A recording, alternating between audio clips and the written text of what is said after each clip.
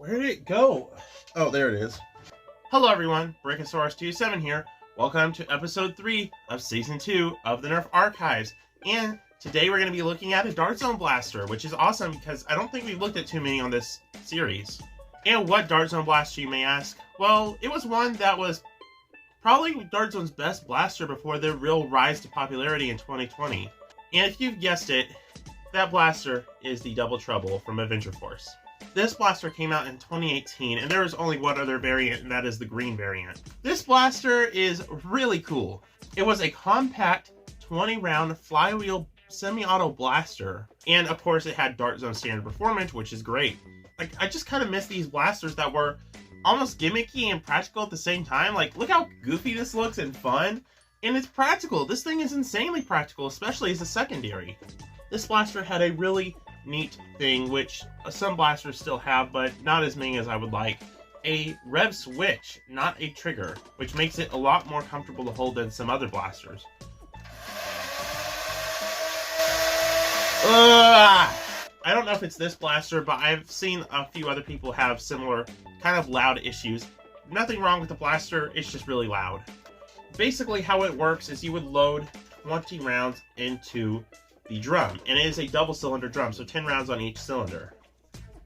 I find it kind of weird because I'm sure you could fit more rounds, but given how the system works with like interlocking barrels, I don't know if you really could add more.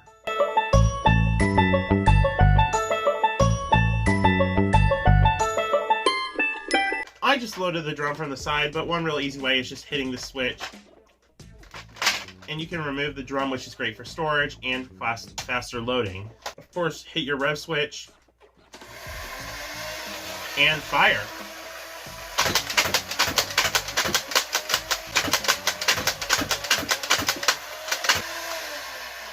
Peace. It's done.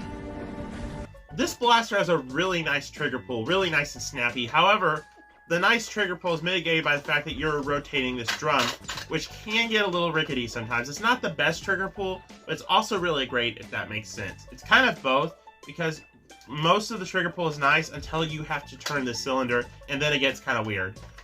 The grip is really good, even though there is kind of a handguard here. Most hands will fit in this. My hands are really big, and it fits nice and snugly in here. If you have slightly bigger hands, it may annoy you, but you would have to have really big hands. Yeah, this blaster is pretty cool, and it has a lot to offer the hobby today. Of course, it can be modified, which is amazing. You can get more drums and, swap them out. It has pretty good performance, so if you wanted to do a stock basement Nerf war, this is perfect for it. It can also make a good secondary, because there's a sling mount here, sling mount here.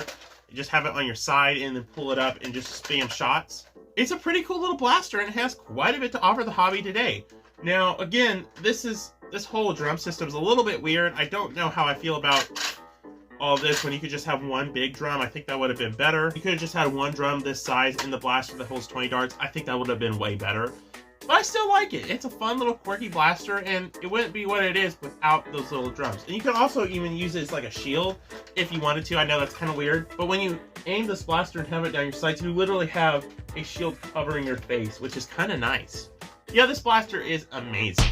It's one of Dart Zone's best earlier blasters, and I think they should remake it and re-release it, but with one single drum. Really very few flaws, and I really think this is a blaster that still has applications today. I mean, it is a pretty recent one from 2018, and yeah, I thought it'd be interesting to talk about this blaster since it's pretty unique, but also it's a really practical thing too, so it's kind of nice, and it's been somewhat forgotten.